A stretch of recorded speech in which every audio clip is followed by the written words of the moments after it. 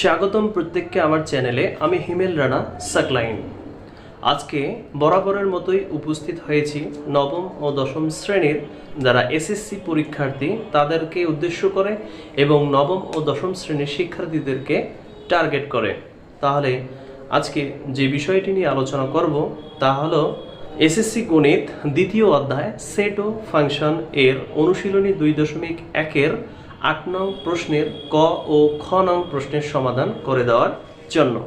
তো আজকের ক্লাসটি সকলেই মনোযোগ সহকারে দেখবে, তাহলে তোমাদের অনেকটাই এসএসসি পরীক্ষায় হেল্পফুল হবে। তাহলে শুরু করছি। 8 ক পি সমান, অর্থাৎ পি সেটের উপাদান হলো এ, কিউ সেটের উপাদান হলো বিসি, হলে পি ক্রস কিউ এবং কিউ ক্রস পি নির্ণয় করো। তো তোমরা অবশ্যই জানো এখানে ক্রস হচ্ছে কার্তেশীয় গুণজ। আজকে আমরা ক সমাধান করব। ক সমাধান দেওয়া আছে পি সেটের উপাদান হলো এ, কিউ সেটের উপাদান হলো বি সি। তাহলে পি সেটের উপাদান এ এবং কিউ সেটের উপাদান হচ্ছে বিসি যদি হয়, তাহলে আমাকে নির্ণয় করতে হবে পি ক্রস কিউ এবং কিউ ক্রস পি। তাহলে আমরা প্রথমে পি ক্রস কিউ নির্ণয় করব, যে অতএব P cross Q is equal, তাহলে পি সেটের উপাদান কি বলতো?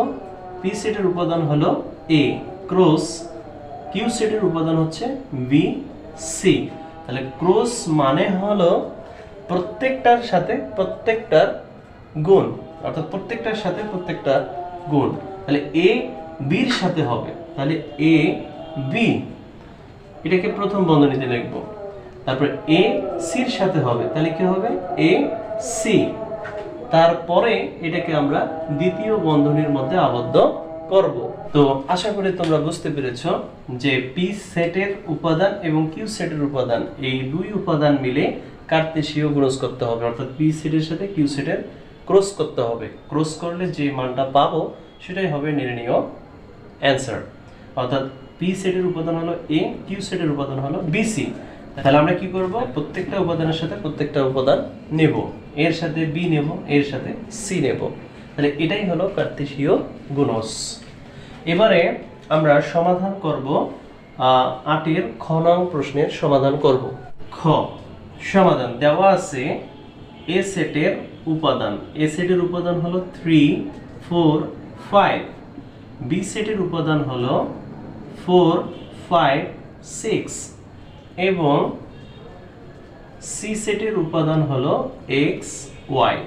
তাহলে এ সেটের উপাদান 3, 4, 5, বি সেটের উপাদান 4, 5, 6 এবং সি সেটের উপাদান x, y হলে এ সেট বি ক্রস সি নির্ণয় করতে হবে।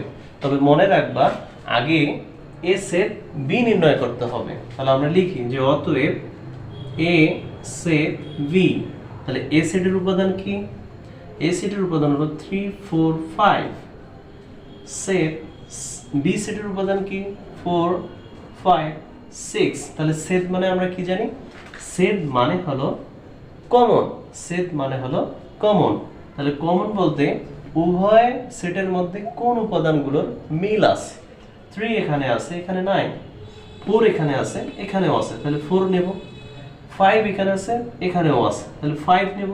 তাহলে 4 এবং 5 হচ্ছে সাধারণ উপাদান, এই কারণে এ সেট বি এর উপাদান হলো 4 এবং 5।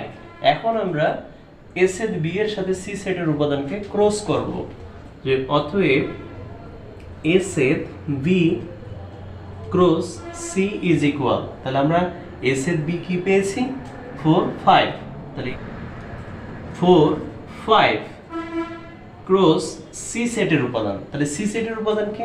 x, y, x, y। এখন আমরা প্রত্যেকটার সাথে প্রত্যেকটার উপাদান নেব। তাহলে 4 এর সাথে কি হবে? x, 4x। এরপর 4 এর সাথে কি নেব? 4, 4y, 4y। এরপরে 5 এর সাথে x, তাহলে কি হবে? 5x, 5x। এরপর 5 এর সাথে কি হবে? y, 5y।